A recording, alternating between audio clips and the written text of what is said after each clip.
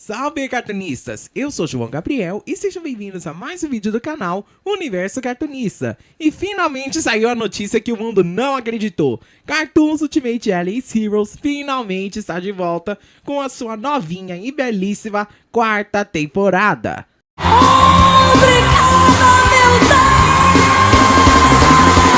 Sim, depois de um longo hiato, eles finalmente voltaram, os Freedom Rangers, para uma aventura nova. Bem, é uma forma de comemorar os 4 anos da série, já que o primeiro episódio da série chegou no dia 30 de julho. Legal! Mas bem, tem algumas curiosidades e alguns fatos muito curiosos que eu aposto que você, que é muito fã da franquia e da série em si, nunca percebeu, porque eu nunca sequer mencionei sobre isso no canal. Então, para comemorar a 4ª temporada da série, eu decidi fazer um vídeo sobre as curiosidades que você nunca reparou nas outras temporadas de Cartoons Ultimate Alliance Heroes. E antes da gente começar a lista, eu quero dizer que esse vídeo vai ter um pouquinho de spoilers. Então, se você não gosta de spoilers, vai assistir os episódios da série para você entender tudinho, para depois você vir aqui e assistir esse vídeo, ok? Mas antes, já deixa seu like, se inscreva no canal, ative o sino para não perder os próximos vídeos e compartilhe esse vídeo e o meu canal para todos os seus amigos que ainda não conhecem esse canal e venha fazer parte dessa família cartunista. Agora vamos pro vídeo. Número 1. E já vamos começar com o primeiro episódio da série, Visita Inesperada, que é o primeiro episódio da primeira temporada da série. Nesse episódio, que se passa alguns meses depois do segundo filme, o Ace está treinando os seus poderes junto com as Wings, até que depois do treino, ele recebe a visita do Desnecessauro e do Coitadossauro, que aqui nessa série são os tios dele. Daí vem o nome do episódio, Visita Inesperada. Só que vocês sabiam que esse não é o roteiro original do episódio? Quê? Pois é, e aqui vai a primeira curiosidade, porque o primeiro episódio da série inteira foi o episódio que mais teve o roteiro trocado. E adivinham? Sim, o dono preguiçoso trocou não uma, não duas, mas 3 vezes. Isso não é clickbait. Eu troquei o roteiro do primeiro episódio 3 vezes. 3! Tipo, mano, a que ponto que eu precisei ir pra chegar no ponto de trocar no roteiro mais de 3 vezes? Tá legal, vamos por partes. O primeiro roteiro eu infelizmente acabei perdendo, então ele virou uma Lost Media, só que ele foi a base pro episódio piloto da série, que eu não cheguei a fazer, mas se vocês quiserem, eu posso de repente mostrar pra vocês o episódio piloto, se vocês quiserem. O segundo roteiro, ele ia ser uma releitura daquele primeiro episódio de Sonic Boom, que é o Precisa de Ajudante. Só que conforme eu fui fazendo o episódio, eu percebi que ele estava idêntico ao episódio original. Então, eu simplesmente decidi apagar o roteiro porque eu não queria tomar processo da SEGA. Só que o terceiro...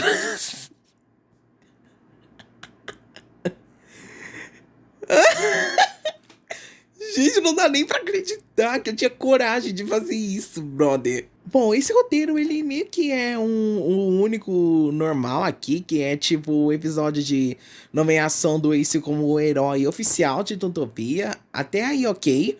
Só que aí o Calamita aparece depois da nomeação do Ace como herói, e daí ele ataca a cidade com um livro que meio evoca as lendas do folclore brasileiro. Gente... Eu não tô brincando. Na época eu ainda era um novato que começou a iniciar a série, então eu ainda não conseguia fazer roteiros bem elaborados. E daí, de repente, a temporada ia focar nesse livro bizarro que eu nem sei como que eu cheguei nesse ponto de na temporada inteira focar na droga de um livro, sendo que eu troquei esse livro a partir do episódio 5 pra temporada 2, pra ele sumir já na segunda temporada. Graças a Deus essa ideia do folclore brasileiro nunca foi pra frente na série, graças a Deus. Só que assim, se você olhar, a premissa parece bacana, só que não foi por isso que esse roteiro foi trocado, não foi por esse motivo. O motivo é bem pior, porque logo no início desse roteiro tem uma cena que eu não tinha filtro nenhum quando eu comecei a fazer ela. Caso vocês ainda não estão sabendo, esse design do Ace e da Melody, eles não são atuais. Eu já mudei eles a partir da segunda temporada e daí eles ficaram assim, mais bonitinhos. Só que nessa época, enquanto eu ainda tava fazendo os dois com adolescentes humanoides, gente, o início desse episódio tem uma cena que eu quase mostrei a Melody pelada. Calma, calma, calma. Não venham tocar hit em mim. Por um milagre divino, eu consegui censurar depois. Ainda bem que consegui censurar. Só que o episódio, graças a Deus, não foi publicado porque armazenamento. Mas fiquem tranquilos, graças a Deus eu joguei esse roteiro no lixo, rasguei, taquei fogo e nunca mais quero ver ele na minha vida. E galera, não me julguem, eu ainda era bem pequeno e não sabia direito como a internet funcionava quando eu comecei a fazer a série. Nesse caso, a culpa foi inteiramente minha, porque o Jeg aqui não soube censurar. Então não vinham me atacar só por causa desse acidente que eu não sabia censurar na época. E bom, depois disso o episódio virou o que tá no YouTube até hoje. Número 2. Essa curiosidade é mais pra um easter egg do que uma curiosidade de fato. Mas a Sunshine Airlines, que é a agência de aviões fictícia no universo da série, é uma clara referência a Super Mario Sunshine, que não à toa se passa na Ilha Delfino, que é onde a quarta temporada da série se passa atualmente. Nesse momento o Pai Troll deve estar tendo uma síncope no coração, porque você sabe que ele é o maior hater desse jogo, mas aquela história, I don't care. Uma outra coincidência bizarra que eu fui encontrando depois que eu fiz o episódio é que se você pegar o ano de lançamento de Super Mario Sunshine, você vê que ele lançou em 2002. E o Ace e eu nascemos em 2005, a Melody em 2007. E daí, eles foram tirar umas férias na Ilha Delfino em 2010. Ou seja, nessa época o Ace tinha 6 anos e a Melody tinha 5. E eles só foram revisitar a ilha em 2026. Coincidência? Acho que não. E ainda falando nessa curiosidade sobre viagem, vamos falar sobre a curiosidade número 3. Porque a própria quarta temporada em si, ela é inspirada em uma viagem que eu fiz com a minha família para Fortaleza, onde eu fui para um parque aquático durante as minhas férias. Sim, a quarta temporada é inspirada em um período de férias que eu fui viajar para Fortaleza. Eu confesso que essa curiosidade não é lá muito relevante assim, eu achei ela bem inútil, mas eu queria falar aqui no vídeo só para revelar para vocês algumas curiosidades mesmo para encher a lista. Número 4. Essa curiosidade aqui é muito mais óbvia porque é nítido que você vê a minha voz durante alguns episódios da série. Porque sim, eu já dublei e dublo até hoje alguns episódios da série. Porque eu sou o tradutor dos episódios, né? Aquela voz que aparece no início deles. Mas sim, eu já dublei alguns personagens da série. Não alguns, mas muitos deles. Só que a maioria deles meio que tem um efeito na voz. No Calamita, por exemplo, a minha dublagem tá muito mais grave do que a minha voz comum. Uma vilã nova e ainda mais poderosa do que eu? Isso aí é novidade. Sim, vocês acabaram de descobrir o meu talento secreto. Eu sei dublar super vilões. No primeiro episódio da quarta temporada, eu dublo 2 personagens e até a dublagem deles tem efeito. O piloto do próprio avião que leva eles pra ilha, que tem o efeito de megafone do KineMaster. Atenção, passageiros, estaremos pousando agora no destino Ilha Delfino. Muito obrigado por voar com a Sunshine Airlines. Tudo feito com amor para você. E o Delfino 2.0, que é o assistente pessoal do hotel onde os personagens vão morar. E o efeito que usei é o efeito robô. Olá a todos, eu sou o Delfino 2.0, o assistente pessoal de vocês nesse hotel. Em que posso ajudar? Sim, o efeito é meio cagado, mas era o mais próximo que eu queria que ficasse. Só que além desses 3 personagens, eu dublei eu mesmo e o Guardião do Cristal Prismático, que é um personagem muito importante pra série. A minha voz em mim mesmo e no Guardião não tem efeito, é só a minha voz comum mesmo. Só que o mais bizarro é que eu consegui criar um erro de tradução muito tosco em um episódio da 3ª temporada. Porque caso vocês não saibam, o Caos é um personagem de Sonic muito importante da franquia, né? Porque foi ele que meio que dizimou a tribo dos Equidnas. Só que o burro aqui simplesmente esqueceu de traduzir o nome do caos e a dublagem ficou do nome dele em inglês. O Chaos, porque eu sou o Chaos. O Chaos! O Chaos! Cara, como eu tenho ódio profundo quando do nada metem coisa em inglês no meio. Traga o Silver Moon Crystal. Faz parte do Guardians of the Galaxy. Pelo amor de Deus. Nos golpes, até aí tudo bem. Mas na dublagem, chamando os personagens... Meu Jesus, que coisa tenebrosa, véi. Número 5. Esse barulho tenebroso que eu fiz, que parece uma cobra engasgada com ânsia de vômito, era pra ser um grito de raiva. Só que como a minha família tava por perto e eu não podia gritar que nem um maluco dublando a série, acabou saindo esse barulho indescritível. Originalmente era pra cena ser assim. Só que aí acabou virando algo parecido com esse meme aqui. Não era pra ser uma referência a esse meme em si, que já é praticamente e completamente bizarro, mas acabou saindo o que virou, né? Eu até hoje tenho pesadelos com esse grito defeituoso que eu fiz. Número 6. Agora vamos para uma revelação bombástica. Você sabia que na terceira temporada era pra ter um episódio focado nos figurantes da série? Como é que disse? Pois é, meus amigos. Na terceira temporada era pra termos um episódio focado nos figurantes da série. E o nome desse episódio era pra ser O Erro Leva à Perfeição. E a história é a seguinte. Nesse episódio, o Ace fica com dúvida se ele realmente era digno do poder do fragmento prismático azul. Que, caso vocês não saibam, é meio que a fonte de poder principal do Ace nessa série. Depois ele ficaria com medo de que, quando surgisse um novo vilão, a sua identidade iria ser descoberta logo em breve. Sendo que o principal poder do Manolo é a coragem, então já começou errado. Daí ele pediria ajuda pra Twilight pra ver se ela sabia alguma coisa sobre a prismagia. Sendo que na série ela não sabe nada sobre essa fonte de magia. Cara, de todos os personagens, ele tinha que pedir ajuda justamente pra única princesa de Equestria que não sabia nada sobre esse poder. Mas bem, depois da sua tentativa frustrada, a Twilight simplesmente diz pro Ace que conhece alguém que é experiente na prismagia. Só que não é nem a Celestia, nem a Luna e nem a Candice, mas sim o Dr. Hooves, que se você faz parte da fã de My Little Pony, você tem a obrigação de saber quem ele é. Tanto que ele virou um protagonista de um dos episódios de My Little Pony. Depois disso, o Ace e o Hooves se juntam, a eles dois acabam virando, tipo, amigos, assim.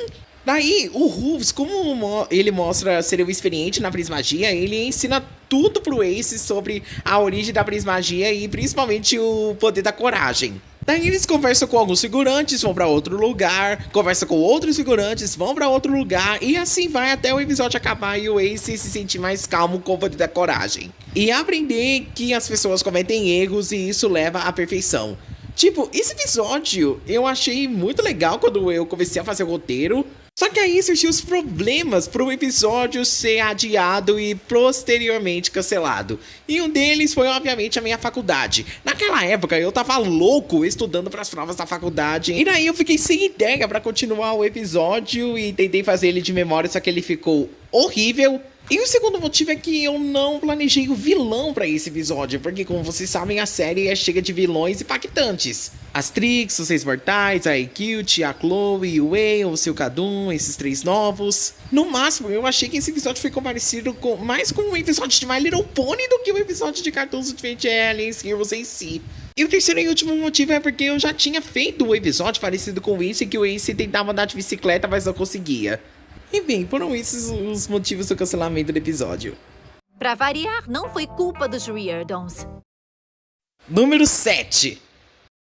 Geralmente é comum eu mudar a abertura e o encerramento de todas as temporadas. Mas a única abertura que conseguiu persistir até o último episódio em que ela apareceu foi a abertura da primeira metade da terceira temporada. Que no caso é um instrumental de uma música minha chamada Let's Be Superstars. Sim, eu sei cantar em inglês, link na descrição. Como eu mencionei, a minha música serviu de abertura para a temporada durante os 10 episódios da terceira temporada, enquanto nos últimos 10 foi trocado para a música Just Believe.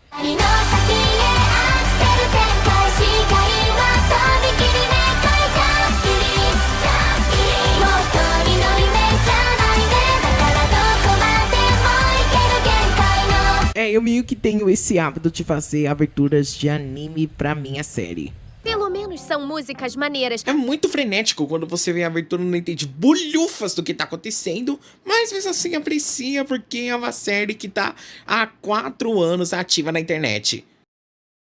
Número 8.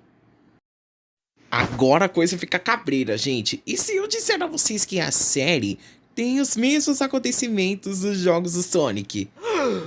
Drama!